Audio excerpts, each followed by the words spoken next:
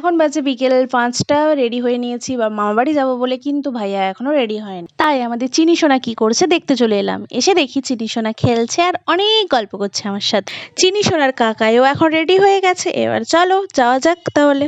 আমার মামাবাড়ি যাওয়ার পথে এই মন্দিরটা পড়ে, এই মন্দিরটা তোমরা অনেকেই চেনো, এটা কর্ণগড় মন্দির। আমরা যখন যাচ্ছিলাম তখন সন্ধ্যা আরতি হচ্ছিল। আমাদের পৌঁছতে পৌঁছতে অলরেডি সন্ধে হয়ে গিয়েছে।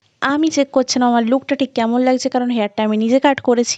বাইরে বেরিয়ে দেখি এদিকে ঝুলন শুরু হয়ে গেছে। আমার তো ঝুলন দেখতে ভীষণই ভয় লাগে, তাও দূর থেকে দাঁড়িয়ে দাঁড়িয়ে দেখছিলাম, কারণ আমার পাশে একটা সাহসী বাচ্চা ছিল। আর ভাইয়া দাঁড়িয়ে দাঁড়িয়ে দেখে এতটাই মোটিভেট হয়ে গেল যে সে নাকি 4বার ঝুলবে। তার সাহস দেখে তো আমি সিরিয়াসলি অবাক হয়ে যাচ্ছি, আমার তো ভীষণই ভয় লাগছে। আর এদিকে তার পায়ে যাতে না লাগে সেই জন্য দাদাই গামছা দিয়ে দিয়েছে। ভাইয়া এখন ভীষণই ভয় পেয়ে গিয়েছে, এতটাই ভয় পেয়েছে যে সে এখন দাদাইকে জড়িয়ে ধরে কান্না শুরু করে দিয়েছে। চলো আমরা এখন বাড়ি যাই, নেক্সট পার্ট আসছে পরের ব্লগে।